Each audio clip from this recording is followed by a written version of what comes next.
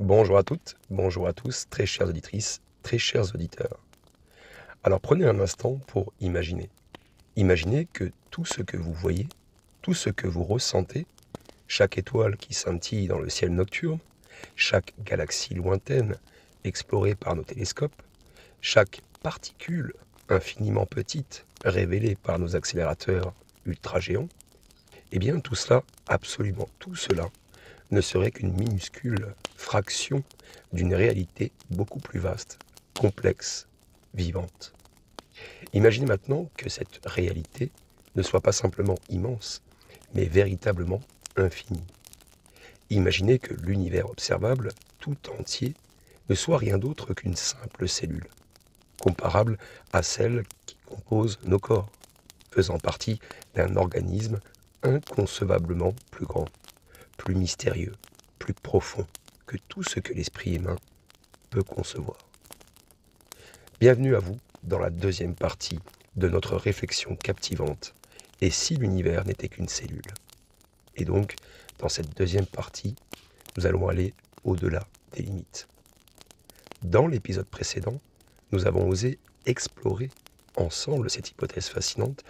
Et si les structures biologiques que nous connaissons intimement, ces cellules, ces organes, ces systèmes complexes et interdépendants, eh bien n'étaient pas seulement des créations isolées sur notre petite planète bleue, mais plutôt un reflet à plus petite échelle d'une réalité cosmique beaucoup plus vaste. Ensemble, nous avions franchi les frontières habituelles de la pensée, en comparant les trous noirs aux lysosomes, ces recycleurs biologiques qui nettoient et recyclent la matière. Nous avions imaginé les ondes gravitationnelles comme des signaux nerveux cosmiques traversant le vide spatial pour communiquer des événements majeurs dans l'univers. Exactement comme les impulsions nerveuses qui traversent nos corps. Nous avions même évoqué l'idée vertigineuse d'un ADN cosmique, une matrice holographique qui encode les informations de tout ce que nous percevons, projeté depuis les confins d'un horizon cosmologique encore mystérieux. Mais aujourd'hui, très chères auditrices et très chers auditeurs, nous allons aller encore plus loin. Aujourd'hui, nous franchissons un seuil, un horizon intellectuel et philosophique rarement atteint, je pense.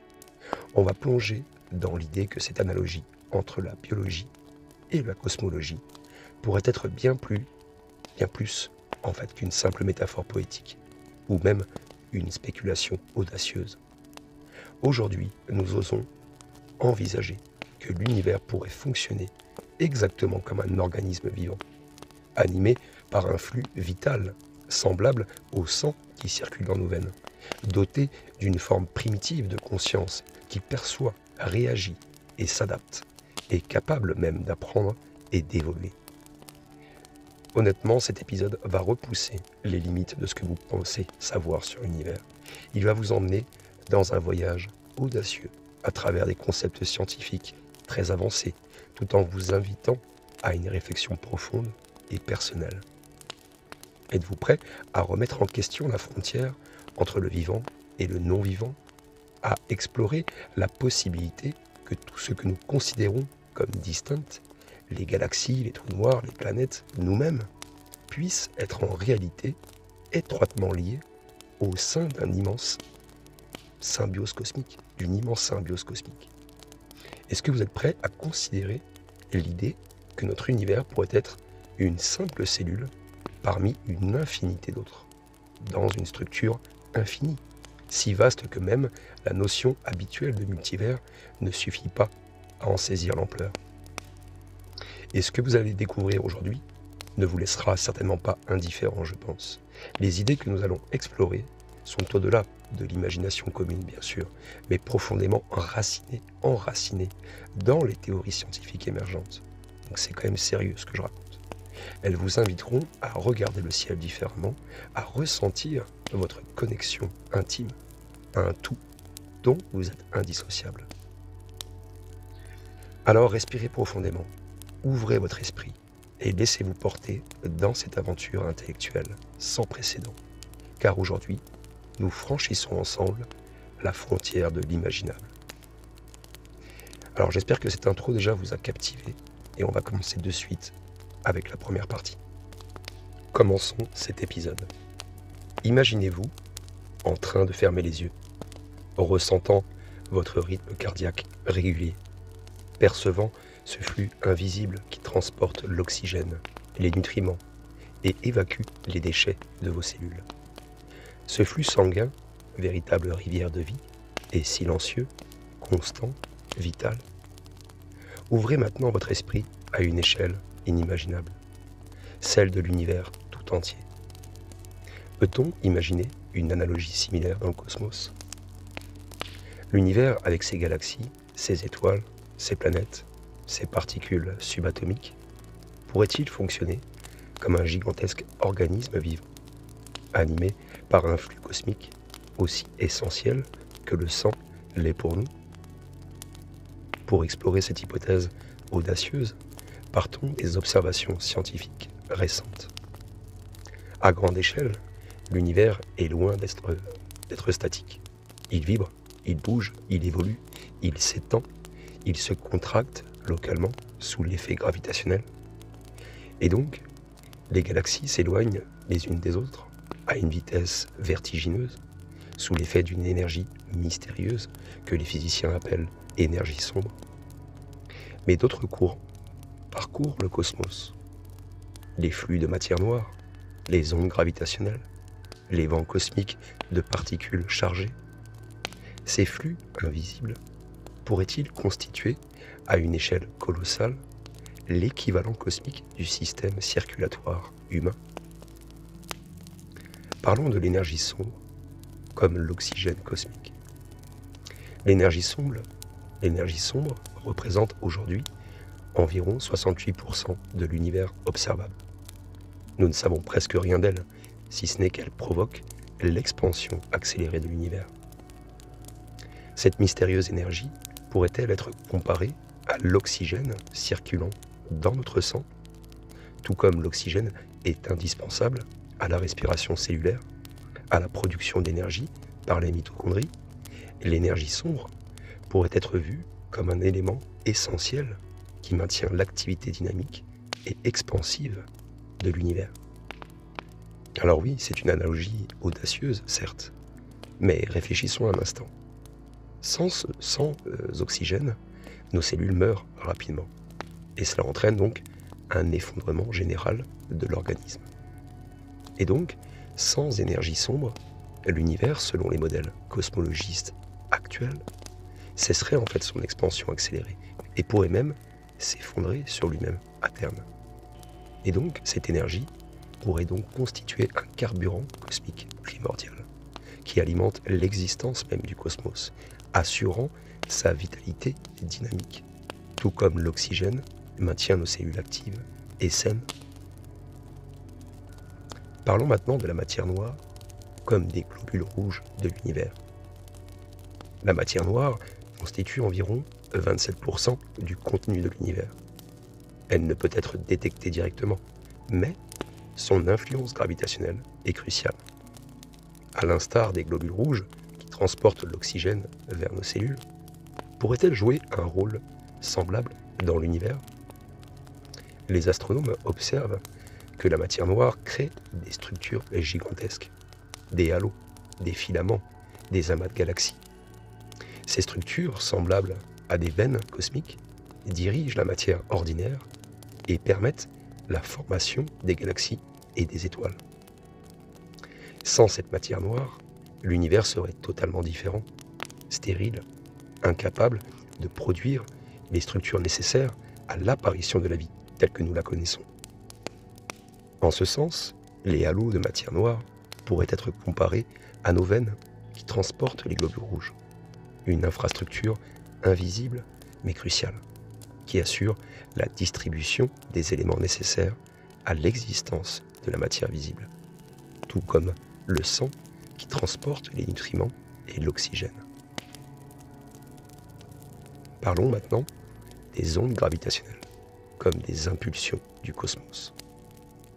Elles ont été détectées pour la première fois en 2015. Les ondes gravitationnelles traversent l'espace à la vitesse de la lumière. transportant des informations sur des événements extrêmes tels que la fusion de trous noirs ou d'étoiles à neutrons. Pourrions-nous les considérer comme des impulsions nerveuses cosmiques ou des messagers sanguins transmettant rapidement des informations vitales à travers l'organisme universel? Chaque onde gravitationnelle porte en elle l'empreinte d'événements majeurs, semblables aux hormones ou aux neurotransmetteurs transportés par le flux sanguin chez les êtres vivants, et qui déclenchent donc des réponses cellulaires spécifiques. Et vous voyez, ces ondes pourraient donc être les messagers d'un immense réseau de communication cosmique, informant donc l'univers tout entier des changements importants survenant dans ses profondeurs les plus extrêmes. Parlons maintenant des vents cosmiques, comme un plasma intergalactique, un plasma sanguin. Les vents cosmiques sont des courants permanents de particules chargées émises par les étoiles, en particulier par notre Soleil. Ces particules traversent les systèmes solaires et affectent profondément les planètes, les protégeant ou, au contraire, les menaçant selon leur intensité et leur composition. À une échelle universelle, pourrait-on considérer ces vents cosmiques comme l'équivalent du plasma sanguin, ce fluide transportant des éléments essentiels, des anticorps aux hormones? En fait, le plasma cosmique transporte des atomes, des ions, des particules qui influencent la formation des étoiles et des planètes, et donc participant ainsi à l'équilibre chimique et énergétique des galaxies. Il nourrit littéralement les systèmes stellaires en éléments lourds qui sont issus de supernovas lointaines, tout comme le plasma sanguin fournit les cellules en nutriments et donc défend le corps contre des agents pathogènes. Parlons maintenant du cœur cosmique. Existe-t-il un organe central? Si l'univers est comparable à un organisme, peut-on identifier alors un cœur cosmique, un centre organisateur essentiel à sa circulation? Certains astrophysiciens évoquent le grand attracteur, une région mystérieuse qui est située à environ 150 millions d'années-lumière, vers laquelle des milliers de galaxies, et même la nôtre, sont attirées. Et pourrait-il constituer donc un centre vital, semblable à un cœur régulant et dirigeant le flux cosmique global? D'autres chercheurs évoquent le superamas de Shapley. C'est une structure cosmique massive qui est capable d'exercer une force gravitationnelle immense et donc qui attire les galaxies et les amas de galaxies à elle. Et donc, à l'image du cœur qui propulse le sang dans tout l'organisme, ce superamas pourrait-il être un moteur cosmique propulsant et influençant les courants de matière et d'énergie à travers l'univers observable? Faisons maintenant une petite réflexion philosophique pour conclure un petit peu ce que je viens de dire déjà. Cette analogie, bien que spéculative, elle nous pousse à repenser profondément notre place dans l'univers. Et donc, considérer que l'univers tout entier puisse être animé par un flux vital semblable à notre système sanguin, eh bien, cela remet en question les frontières entre vivants et non-vivants.